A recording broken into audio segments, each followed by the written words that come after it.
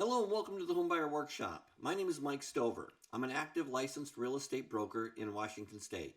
I've been teaching homebuyer workshops for over 25 years. I've taught thousands of people on how to buy a house, and I've been involved with thousands of real estate transactions. I teach these workshops because I've met so many people who want to buy a house but hesitate, but just don't buy because they don't know where to start or who to trust. I always say you don't know what you don't know. Enough is enough. I'll make you a promise. Watch this workshop and you'll learn step by step on how to buy a house in this market or any market where you live, whether you're a first time or a fifth time buyer. I'm not here to sell you anything. This workshop is about education, not solicitation. When I'm finished with the workshop, you'll be able to set your expectation bar high with whomever you decide to work with. That's it. Helping me is Jesse Stover. He's a licensed real estate broker and he'll be adding his insight and thoughts during the workshop. So let's get started. So let's talk about the workshop highlights. We're going to talk about the real estate process, the lending process, 9 common mistakes buyers make, that's really important, and the 7 steps to buying a house. Now, why watch this workshop? Well, first of all, I want you to learn how to buy a house the right way. Stop renting. Your concern might be about credit. You don't know if you even qualify to be able to buy a home or who to trust. Maybe you're cautious or suspicious by nature. Or maybe you're like me years ago. Here I am, young, starting out, married with 2 kids, and I have a fear of a large financial commitment. And of course, the current market with interest rates the way they are and inflation, you're hesitant. You might be holding back. Well, here's where you start. First of all, you're going to want to surround yourself with what I call a team. It's going to consist of your lender, your real estate agent. You're probably going to want to talk to a tax preparer and, of course, an insurance agent. Now, let's talk a little bit about what these people do for you. Your lender. Your lender is going to get you pre-approved. They're going to show you the best loan options that work for you. Now, there are many out there. I'm not going to go into that. That would be on another workshop, the lender workshop. But that's what a lender is going to do, and that's really important that you get that done. Next, you interview and hire your real estate agent. An agent's going to protect you, they're going to guide you, and they're going to negotiate for you. And that's really important. You understand what their role is and what your role is. And I'll be talking more about that here shortly. A tax preparer is going to show you tax advantages. When you buy a home, you do get tax advantages and deductions. And insurance is going to protect your asset because when you buy a home, you've now gained an asset. So, common mistake number 1, not being pre-approved. You might be looking on Zillow or Trulia or wherever you're looking at houses, and you might be looking at the house on the upper left-hand corner, but you might only qualify the one below it. Or you're looking at the one below it, and you might qualify for the one above it. I think you're getting what I'm saying here. All right? So the first step that you want to do is you want to choose a lender and get pre-approved. I will add to that. Once you get pre-approved, you can actually run some of those potential houses past a lender and they can give you an estimated payment. So before you even hit the ground running, you can decide what your price point is and what that looks like with a monthly mortgage payment and decide before you even get out there if it's probably something you'd be interested or maybe not. I mean, it's very important to know what you're getting into. We say don't get the cart in front of the horse, and this helps you with that. Exactly. And one of the things you'll want to make sure you do is make sure you find out what your maximum buying power is. Yeah. Flatter yourselves. Find out what the maximum is, and then find out what you're most comfortable with, what price range you're most comfortable with. Good points, Jess. Thanks so much. Appreciate that. Okay, so step 2 is hire your real estate agent. So the first thing is, common mistake number 2 is not having good representation. Know who you are hiring. Now, I'm going to take a little time here and go through this because this is really important to you because the real estate agent that you're going to be working with, he or she is going to be working very closely with you, and you need to know that they have your best interest in mind. So, first of all, do you know what it takes to get a real estate license in this state, in Washington State? Because you might be watching from another state here in the United States. You might be somewhere else. So my point is, in Washington State, you pay approximately $500, and you take 90 hours of online education, and then you take a state test for another $150, and now you can represent someone's largest investment. I don't know about you, but it's a little scary. So, do you know how many transactions a real estate agent does every year? the average is somewhere between 3 to 6. And I just got information recently that said in the past year, 70% of the real estate agents in the United States didn't transact one transaction, not even one. So that's very important to know who you are hiring. And here's some interview questions for you. What kind of training have you had? How long have you been in the business? How many sales have you had in the past 6 months or year? How many were listings? How many were purchases? Are you full? Are you part-time? Why should I hire you? These are just a few. If you'd like more, let us know. We're happy to give you a whole list of questions that you can ask when you interview, and you should interview. Just because it's your brother-in-law who just got his real estate license does not guarantee him that you're going to hire him. So make sure you know who you're working with. Next, there have been some important changes in the real estate industry. And one of the things that you need to know is this pamphlet that I'm showing you right now is the first thing that should be given to you when you meet with any real estate agent. It's called the Real Estate Brokerage in Washington. It explains what your rights are, and it's very important. It's very simple, easy to read, but it really makes sense. And I'm really excited about these changes because what it does is it gives true transparency to this industry, what buyers and sellers need to know. Now, from there, this is a real important one. It's called the Buyer's Brokerage Services Agreement. And before any real estate agent can perform any duties for you, this has to be gone through with you and signed by not only you, but also your agent. And it's very, very important. What has taken place is that you now can negotiate and work with your agent as far as what compensation is going to be. So there are 3 pages to this. And the one thing I want you to look at here is if you'll scroll down there and see number 5, compensation. Look at that right down there. It says A, percentage. That's where you're going to negotiate. For example, myself, I'd say I want to earn 3% of any purchase price. So if you're working with someone and they're saying that, then say, okay, well, what do you mean by that? So it goes on into page 2, and it talks about what happens if the seller isn't paying a 3% commission to your agent's brokerage, because that's where the money goes, not to your agent, but to their brokerage first. What if they're only paying maybe a 2.5? I'll talk more about that in a little bit. But this is where, are you liable to pay the difference? So this is very important when you're meeting with your real estate agents out there, and don't always go with the one who's willing to discount their professional services, because that's what you might end up getting is not a really good job.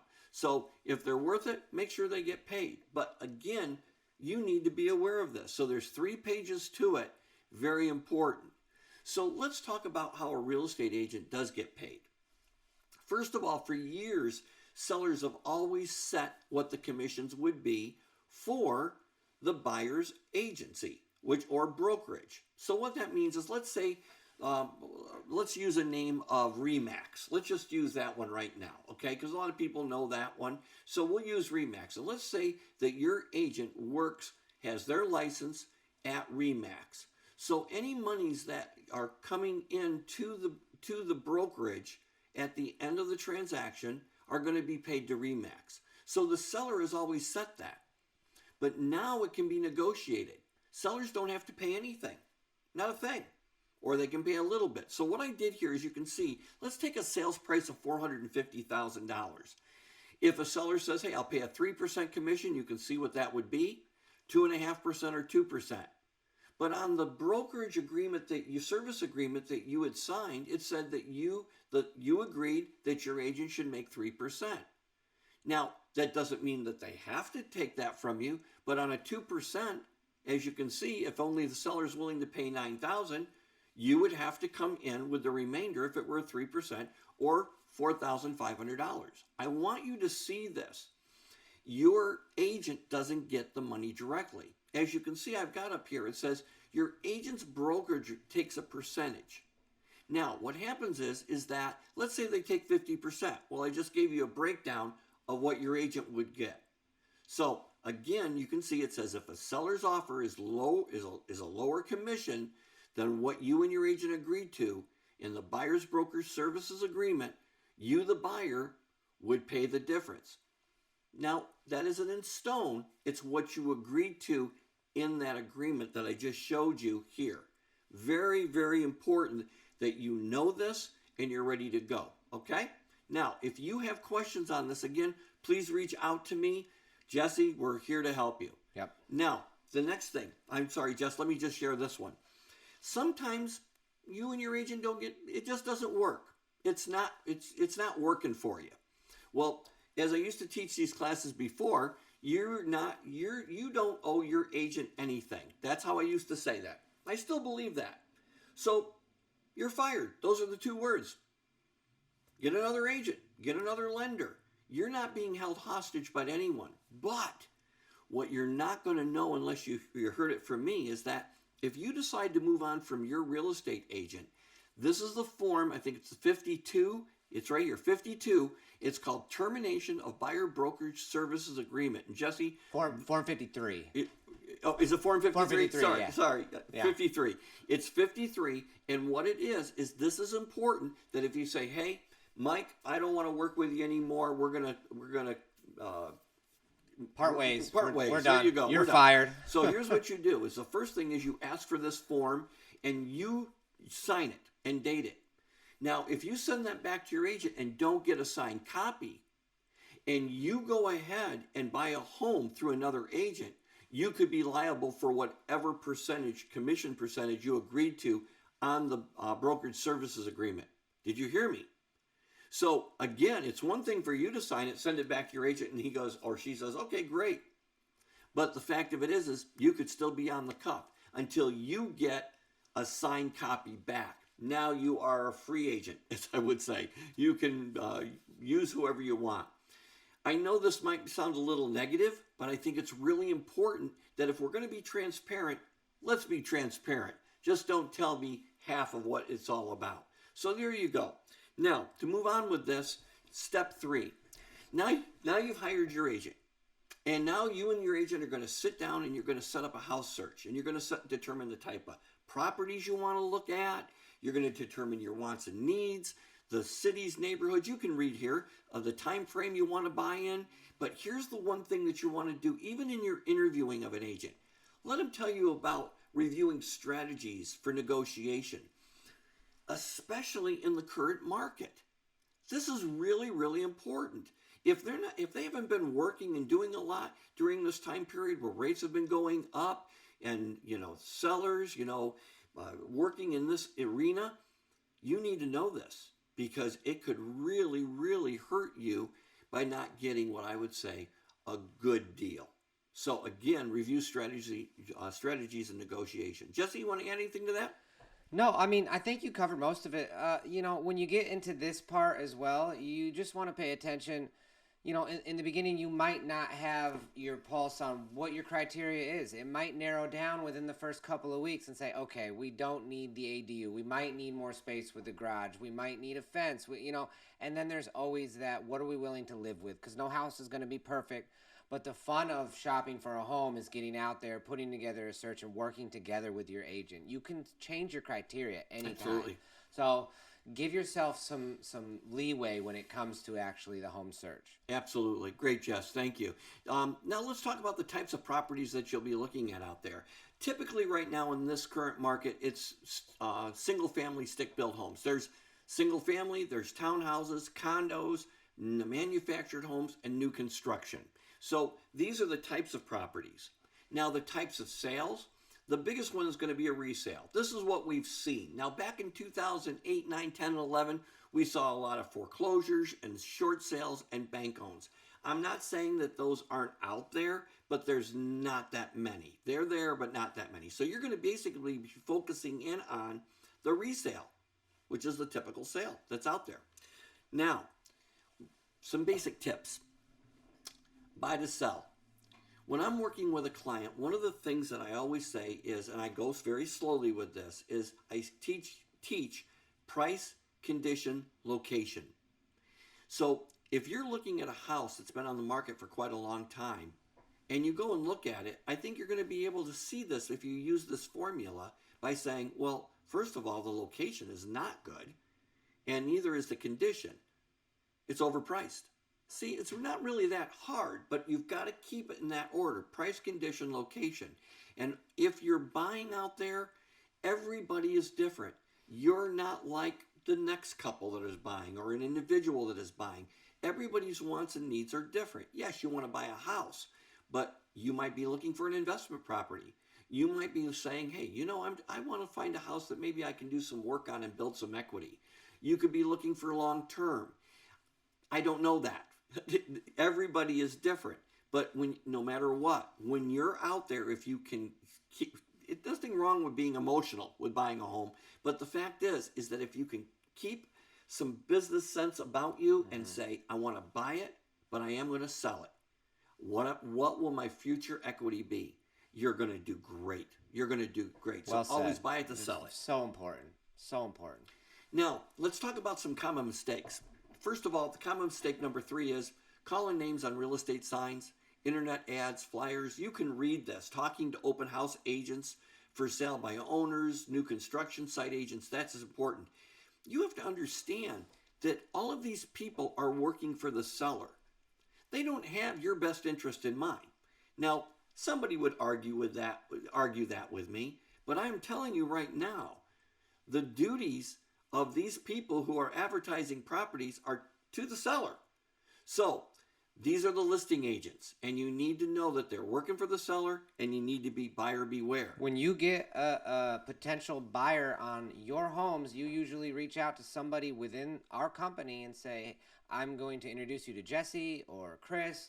I do not do dual representation. Yes.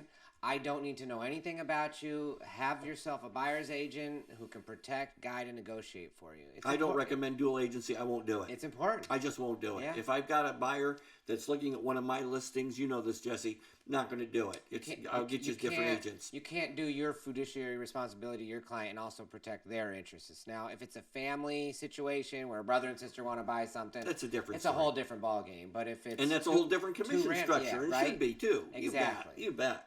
So I put over here. Would you put 2 opposing teams in the same locker room? Okay, there you go. So there's dual agency. Now the next one is new construction. This is really important.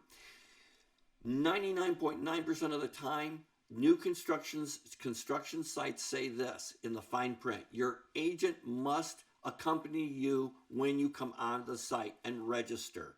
If you go out and you start talking to the agents on sites thinking you're going to get a deal, or you just don't know, you're just out there looking, and you register and like that, you could have signed your negotiation rights away when you do bring your agent. So please, if you're interested in new construction, let your real estate agent know this so that they can be prepared and they can do phone calls ahead of time before you and they go out. I just saw you right before we started the workshop. Make a phone call to a new pre-built site just to let them know that you're coming through. You're going to have a potential buyer, and you are going to stop by sometime on Saturday. That's it. And here's the other thing, Jesse. That, if you like the new construction, be prepared that they will want their lender, their site lender, to run a pre-approval process for you just to make sure. Now, you can still use your lender, and they'll give you incentives to leave your lender and go to theirs. Yeah. But the fact of it is that if you're going to make an offer, typically they're going to want their on-site lender to get you pre-approved also. I just wanted you to know that. Now, let's continue here. Oh, wait a minute. Oh, there we go. Now, let's talk about how houses are advertised. You've all seen the arm bars out there, the magazines. 99% of everyone is looking on the internet. So here's one of the things that you need to know. When you're looking at Zillow, Trulia, Redfin, Realtor.com, or any of those out there, I'm not here to be negative about it. Those are some really nice sites. But what the problem is that they're not always up to date with the information. What I want to talk about here is this: the MLS. That stands for the Multiple Listing Service. There are thousands of multiple listing services throughout the United States. I personally, and Jesse, is a member of the Northwest Multiple Listing Service, very large here in Western Washington and parts of Eastern Washington. So there are others in the state, but the Northwest Multiple Listing Service is one of the largest. And it's a good one. Okay, now this is a warehouse. All the MLSs are warehouses for all listings. Now, They're always current, and they're always up to date, as long as the agent who has listed the house keeps that information current and updated. And that's how it syndicates out to Zillow, Trulia, Realtor.com, etc. Now, for sale by owners now are not always in there. So be aware of that, if you would. I'll see more for sale by owners on Zillow or Trulia, the other sites, because as a owner who's trying to sell your home, you can list your own home on there, but they will not go out via the Northwest Multiple Listing Service and get syndicated the way it's traditionally done, unless they hire a brokerage to basically just list. And then that broker, like myself or Mike, would literally be hands off, and all phone calls from that seller are basically answered by the owner. So you're dealing with a whole different it's a whole different can of worms. Yeah, absolutely. So there you go. Now, get out there and have fun. Start touring houses. Narrow down your favorites. Get out there, drive by them, see what you think of the neighborhood. Set up an appointment with your real estate agent, and jump on this. Get out there. Don't tire kick. It's really, really important. Just some fun tips, tricks. When I got that is the funnest part. But if you do Google street searches or aerial views as your buyer's agent, I'm going to be doing this when you send stuff over. But don't be afraid to do a little bit of that yourself. You might see there's railroad tracks right behind the house, or it's too close to a school, or something that you don't want to live next to. Topography is kind of hard to see, but there's some stuff you can weed out before you even get out to the home. But getting out and looking at houses is the funnest part. Absolutely. And I will go back on that just a second, Jesse. What he said is really important. You as a buyer, you're going to know. You're going to know within probably 30 to 60 seconds of stepping out of the property, driving by the property, or walking into the house. Sometimes you pull in the driveway and back right out. Back right out again. So very good points. Now, common mistake number 4, third-party influences. This is something I'm going to take a real quick moment on this. If your mom, your dad, your grandparents, whoever is important to you, might have influence on you buying a home, please, by all means, take them with you when you are touring homes. It's not fair to you to be out there working with your agent, looking at homes back and forth, and all of a sudden saying, you bring someone, your mom, your dad, it doesn't matter, and they go, oh, you're going to buy this? That's not fair. So third-party influences are very important, and I need to bring that up right now. So make sure, if there's someone out there, mom, dad, whoever the case that person may be, all right, please make sure that they're a part of it and they're out there touring. Because after they're touring and they see what you're looking at in your price range, you never know. They might give you a little bit extra money and get a better house. No, I just thought I'd share that. Okay, let's keep going. All right, common mistake number 5, waiting to buy. Okay, you like the little skeleton there? Okay, waiting to buy. All right. You can see the difference between renting and buying. One of the things that with the high interest rates, investors, landlords have taken full advantage of this. They've increased the price of rentals. They're buying more rentals and they're increasing the price. It's amazing. That's all I can say. So the point is, it's not yours. You're paying your landlord's mortgage, and that equity's just going up. So when you buy yourself, you're investing in your future. The appreciation you get into a home is incredible. It's like a 401k. Tax advantages. Your payment stays the same, and you can make improvements on your property when you want to. Now, I went here and put the benefits of home ownership. It's a hidden savings account. You just heard me mention a 401k. You see, houses in good and bad times, you can figure they will appreciate at an average of 3% minimum a year. Sometimes you'll get 5, sometimes you'll get 8 or 10. But I've had people go through, and it's a booming time, like a few years ago, and everybody was competing against houses and driving the prices up. And then all of a sudden the rates went up, and some of these people are selling, and guess what? The values of these homes stabilized and came down. They thought, oh, I'm losing money. No, I just taught you. I just shared with you. 3% minimum to 5% a year on an average, a home is going to go up. I'll let you run the math on that. But you can see what I put up here: benefits of owning a home, appreciation, tax deductions, stability, and it increases your net worth. So let's keep going here. Let's talk about interest rates. I think this is important. So many people were getting so comfortable with the 3% interest rate. Some people even got into the high 2%, and it's caused a few things. Now, right now, I think we're in the 6 to 7% range with interest rates. When I came into the industry, this is going to make me sound like a dinosaur, but I remember when they were 16, 17, 18%. Okay, stop laughing, all right? But believe it or not, that's what they were. I see what's happening right now. Rates will be coming down. They went up like a elevator, just skyrocketing, and it's going to be like walking down the staircase to get the rates to come down. But they will be coming down over the next few months and into the next couple of years. Do I think we'll see 3%? I don't have a magic ball with that, but I do think that the average is going to be probably between 4.5% to 5.5% interest rates. That's where the norm will be. I thought I would just give you my opinion on that with everything that I've seen over the 30 plus years I've been doing this. Okay, so when's the best time to buy? When you can buy. People who have bought with the interest rates are high, and when I say high, let's just say around 6.5% to 7%. Yes, the payment shock is incredible, but when these rates come down, and all of a sudden tens of thousands of buyers throughout not only Washington State but around the country, millions of buyers are going to want to buy. With the limited inventory, it's going to push values up, and people will be able to refinance out of those high interest rates back down to a 4. So if all of a sudden on this $475,000 house, Jesse, the principal and interest payment right now is $3,050 a month, and all of a sudden now they can get between $2,100, $2,200 to $2,400 a month, that's a substantial savings. And people are going to say, wow, how did you do that?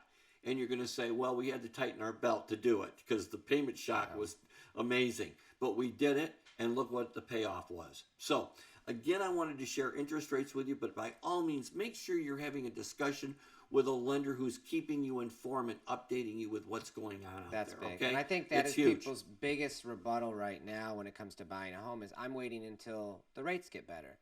When the rates get better, You're going to pay more. There's not going to be 3 or 4 people competing for a home. There's going to be 32 people competing for Yep. that same home.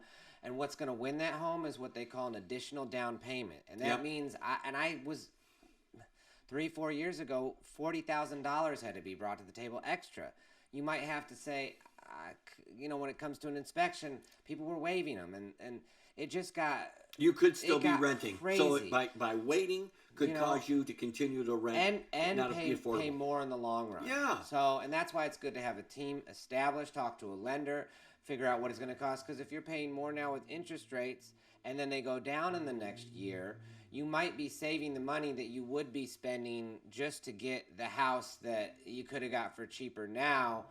It's backwards, but this is the way the market works. There's It one goes other up, it thing, goes Jesse, down. too. There's one other thing.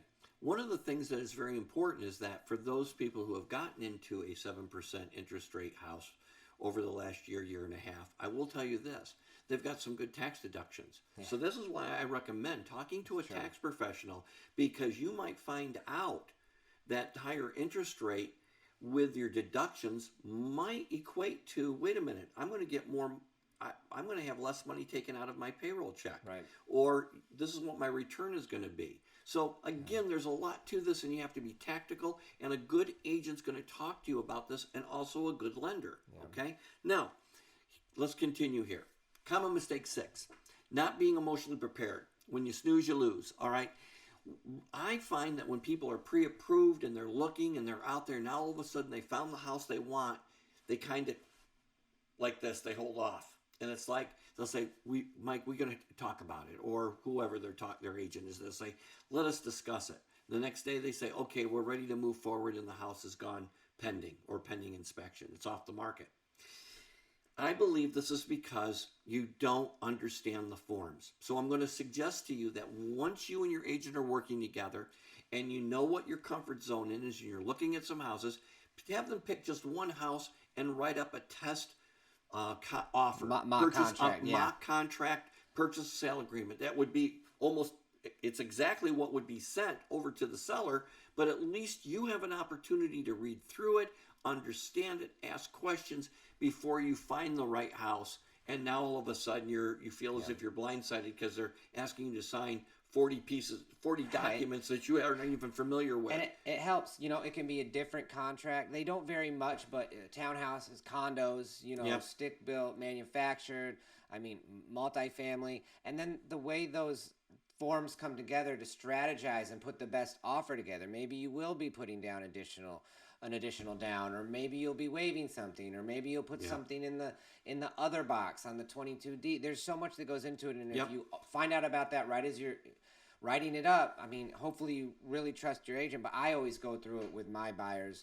Probably the first time we go out and tour, I put something together, and then the questions can start to be asked, and we can kind of strategize and move forward with confidence. Yeah, and trust. I think that's a lot of it Full right there. Trust. The transparency is so important. Now, one of the things that you need to be aware of is earnest money. There are some different things you need to know about when you're buying a home. There are 3 components. The first one is a down payment. The next one is closing cost, and the other one is prepaids and reserves. I talk about this in a lending workshop that I teach, but it's one of those things that is really important that you understand there's the 3 components. Now, there are many different programs out there. There are down payment assistance programs. There are a lot of options for you out there. But again, talk with your lender. This is the discussion you have with your lender. Now, the earnest money, this is something that when you are writing up a contract, your earnest money is what you're showing good faith to the seller. You're saying, listen, I want to buy your home. I'm offering this amount of money, and I'm willing to give you 1% to 2% of the sales price as earnest money that will go to, in other states, it would go to an attorney's office because they're the ones that hold it, or in the state of Washington, we use an escrow company. And you and the seller agree upon who the escrow company is, and this is where that good faith money, earnest money, goes. It's held in the escrow company. It gives weight to your offer, and it could be the big deciding factor for you. But again, this is earnest money. Now, there are different loans to where if you get a down payment assistance where it's a 0 down and the seller is willing to pay for your closing cost and prepaids, that earnest money can be returned to you at closing when you get your keys. It's your money. You didn't spend anything to get into the home. So I wanted to share that with you. So if you have any other questions on this, by all means, down in the comments, wherever, call us. We're here to talk to you more about that. Ask as much as you need. This took me a while to understand, even though but you just don't know, what can I use the money for this? Do I get this back? Do I this? And there's a lot of things going on. It can be used for your down payment. If you're saying, hey, I'm going to put 10% down when I buy the home. So if it's a $500,000 home and you're going to put $50,000 down, but you give them a $5,000 earnest money deposit or $10,000, that would go towards, at closing, that would go towards your down payment. That's another way of looking at it. So you'd have to bring less cash to close when exactly. you do sign. So, exactly. But ask your agent if you have any questions. We're here as well. Now, there's something else. Common mistake 7, not getting a CMA. That's called a comparable market analysis. This is going to help you determine what price, maybe what your offer should be. Now, it's been very, very difficult this last year and a half, 2 years, as rates have been going up, because it's hard to go back and see where sellers have been just lowering their prices or giving concessions to be able to see what's happening in today's market. But it still can be done. I used to say all the time, go back 3 to 6 months. I still say go back 3 to 6 months. An agent needs to investigate to see where that house's value is at the time you make an offer. It should be similar homes. It should be in a close proximity to where the house you're looking at is at. And, it should have similar conditions. So this is important. And you know what? It's fun. You should ask your agent, share this with me. Show me how you do a CMA. Yeah. Now, that will show you a few things, because when I'm working with a client, I want us to be on the same team. I want us to be tactical to be able to go into this and have the advantage. So it's like watching game film, just working together. So here we go. Now, here's the thing that you need to know. When you're buying a house, there's certain times where you could be renegotiating with the seller. So the first one is you find a home, you're putting your offer together, and that's where the negotiation goes to get the house in mutual contract. That's number one. The next step is that if you're doing a home inspection, which I highly recommend, that would be another point of negotiation if something came up. And then if you get through the home inspection, okay, then you're on to the appraisal. And there are opportunities in that where if, number one, it comes in lower than what you agreed to in the purchase and sale agreement with the seller, you can renegotiate the price. If it comes in higher than what you negotiated originally, I don't think you're going to tell just the seller shut your that. mouth. I just think you just keep right on moving, okay? Yep.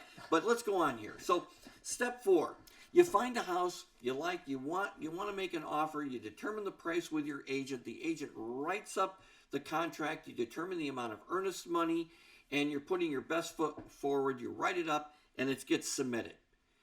Step 5, that's where your agent comes in. And I know that there are agents, all they do is they write it up and they just email it over. There's no conversation. That's why when you are talking to your agent and you're asking them their strategies and how they negotiate, how involved are they with talking to the listing agent, the seller's agent, and presenting your offer. Believe it or not, your agent has the right to do a live presentation in front of the sellers. That is something that's gotten way forgotten. Unless a seller says, I do not want any in-person presentations, and there's a form that they sign, you have the right as a buyer to ask your agent to go and present that offer face-to-face. Not with you. You could go if you wanted to, but the agent has the right to go right to the seller and present that offer. It gives it a lot of weight. I just thought I'd share that with you. I haven't brought that up in a long time, but it's true. So your agent presents the offer, and it goes back and forth, and all of a sudden you're here. Congratulations, you're in mutual contract. Now the time clock starts, all right? It's important that you work timely in a collaborative way with your agent and your lender and the escrow company. So if you're asked to give them information or documentation, please do it. Always clear it with your agent or your lender, but again, do this because time is so important. So the first thing is, in your contract, you might have agreed, the seller and you might have agreed to having you get a home inspection. Do it. Step 6, get a home inspection. A good inspector is going to literally go through the roof, the attic, the crawl space, the electrical, the foundation. They're going to look at everything, and they're going to point everything and anything that's wrong with that house out to you, or they're going to make you aware of a possible problem. Excuse me. If it's the house is on a septic system, in many of the counties in the state of Washington, that system has to be pumped by the seller at their cost. It has to be pumped, inspected, and tested before it can be approved. And it has to be approved. So I thought I would share that with you. If it's an older house and it is hooked up to the city sewer, you might want to have a sewer line inspection. I mean, there's so many different things your agent can share with you when it comes to this. But I will tell you that be prepared if you're a first-time home buyer to be scared. It'll be overwhelming when you get that inspection report It will back. be overwhelming. You'll go, And my God. The inspector could call out and say, hey, there's something that needs more attention, and you might need to get a specialist in here. Because an inspector is going to do a home inspection. They might not be the one that comes in to look at the chimney, or these oddities that may happen. You might need somebody that does more that severe. Specifically. Yeah. So... Yeah.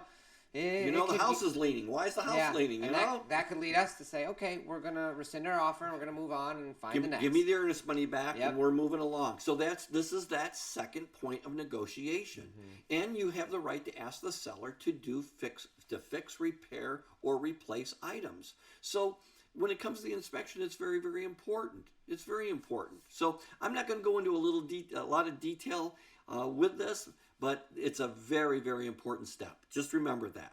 Now, common mistake number 8 is not getting the inspection.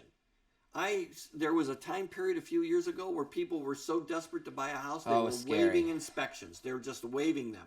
And there's ways working with your agent that you could say, okay, I just want to do a pass-fail inspection. But at least you can get the inspection to know, is this something that you want to get into? And there's some more that goes into that. I'm not going to teach you or share with you negotiations or strategies right now. That would take too long. But there are ways to do this. But to just say, I'm going to waive the inspection, there better be a real good reason for that. Okay? You got to have enough money to say, I don't care if there's hundreds of $1,000s worth of problems. Yeah, there you go. So let's say that something's wrong and you find things through the inspections wrong. As I was mentioning earlier, you have the right to, number one, walk away. This is a Form 35R. This is a response that no matter what, you have an inspection, you must give a response in a timely manner. And this response says, number one, I'm going to pass, the inspection didn't pass what I wanted. I'm going to cancel the contract. I'd like my earnest money back. And that's one. Or you can ask them to do repairs. This is where we renegotiate, and I wanted to share this form with you. It's the 35R. Now, after you get through the inspection, then it's on to the appraisal. Now, this is very interesting because your lender's the one who orders that. Now, your loan officer, lender, banker, whoever you're working with does not have direct contact with the appraiser. There were new laws that went into effect after the 2009-10 meltdown through the recession that says that the lender orders it through a third-party service, and an appraiser will pick up that order, and they typically have 10 days from the day that they say, I accept it, I'm going to take this appraisal, and the appraiser has 10 days to get the appraisal done and back to the lender. Now, let's say that all of a sudden the lender sees some things that says, hey, listen, I'm hitting the value, but that deck needs to be fixed. So what they're saying is, yes, I've got the appraisal. It came in at what you all agreed at, but that I cannot sign off on it until the deck is fixed. Seller would have to fix the deck. Or you would have the opportunity to walk away from the transaction and get your earnest money back. That's just one of many little things that can happen. If it comes in low, if it comes in lower than what you agreed upon, you can renegotiate. And I'm not going to go into a lot of depth right now on that. That's for another breakout. But the fact is that this is your third part of negotiation. Okay? Another thing that I think a lot of buyers get caught off guard with is who pays for the appraisal. That's built into the closing cost. Yep, and you can expect that the lender, I'm sorry, Jesse, the lender might ask for a credit card or some form of guarantee that if you walk away, they still have to get, the appraiser needs to be paid.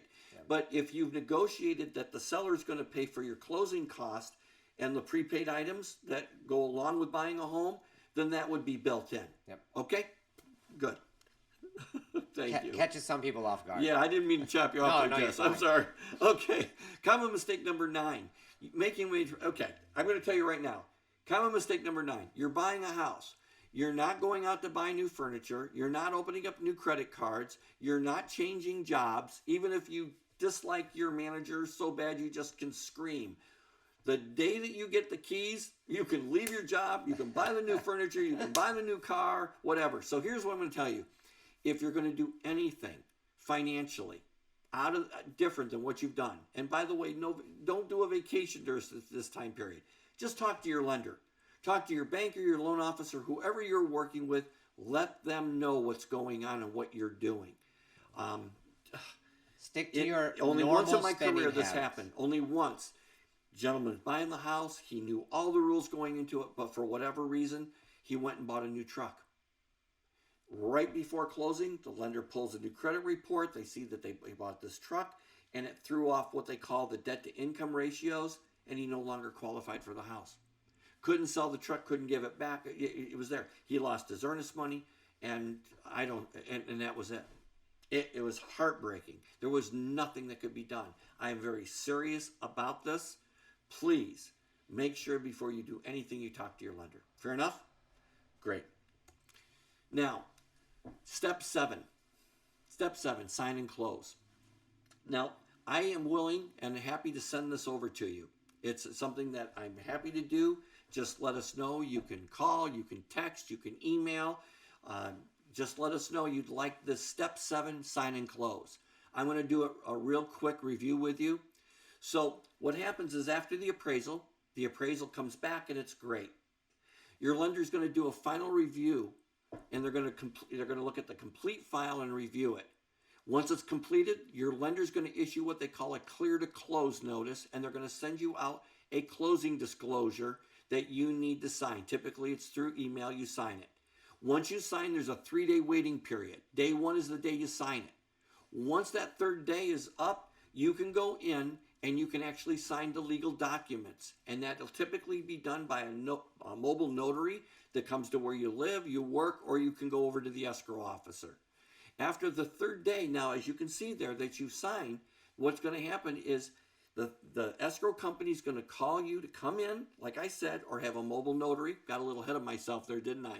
And then after all the documents are signed, they're going to go, all those are going to go back to the lender, and they're going to review to make sure the signatures are in the right place, all the T's are crossed, all the I's are dotted, and then they're going to notify the escrow company to release to record. And this means what's happening is that they're sending the money, wiring the money from the lender over to the escrow company, and what they're recording is what you call the deed of trust. The deed of trust secures you and the lender, if you're not paying cash, you and the lender to the property. Once that's recorded, we get a phone call. Congratulations, it's done. The house is yours. It's taken the sellers off the property and puts you on it, and you get your keys. So again, happy to send this over to you. You should have that. The next one is steps to buying. Everything that we've gone through today, the steps to buying, you get pre-approved. That's your first thing you're going to do. Then you hire your agent, review the contract. All the things we've talked about in this workshop is right here. And again, if you ask us for us, the steps to buying a home, we'll send that over to you. It's no strings attached. Happy to have you have it. Now, one of the things that's near and dear to my heart is the Homes for Heroes program. This is a national program. I got involved with it back in 2012. And what it is for our military, our active, non-active, retired. It's our military, police, fire, healthcare providers, and our educators, and their support staff. If you or anyone you know is thinking about buying or selling or refinancing, and they are in those categories, they need to look into the Homes for Heroes program. I'm a realtor affiliate for it. I'm very proud. My whole company is. And what we do is we educate. We educate through these home buyer workshops. We have a home seller workshop. We have a lender workshop. We're always doing breakouts to be able to help educate everyone, whether they're in the hero category or not. But when our heroes go ahead and they make the decision to work with us, and that's the cherry on the top, what we do is we give back to Homes for Heroes 30% of our selling office commission. What does that mean? As you can see from some of these checks, you can see where Tyler and Shannon, they got a check for about $5,000. I mean, you can see the amounts of money that we give back to say thank you for what they do every single day, or what they did during their career. And it's our way of saying thank you. It is an incredible program. No red tape, no strings attached. Just simply they qualify because of what they do or what they've done. So again, it's called Homes for Heroes. Look it up. Call us. We're happy to explain more about it. Okay? Now, with that, follow us. We're almost wrapped up here. Okay? Follow us. If you like what you've seen here, go down below. Hit like, subscribe. We're here to help you, whether you use us or not. What I always say is this. I've given you the information to be able to know what to expect. You can watch this over and over again. We update these probably 3-4 times a year because the market changes. So feel free to come back or reach out to us and say, hey, have you updated your workshop recently? We're happy to let you know that. But follow us. And here's what I say. If you like what you've seen and you've heard, all right, when you're ready to hire an agent, I'd love to apply. We would love to apply for the job. Now, if you have questions or comments, or you want to run a scenario by us, please call, text, or email. Here's my direct number. There's my email address. And before I sign off, Jesse, thanks so much. Oh, you're welcome. Thank you so much for joining us. And what I want to say to you is get started. Don't wait. Find out what you can do, and we're here for you. Good luck. Talk to you soon.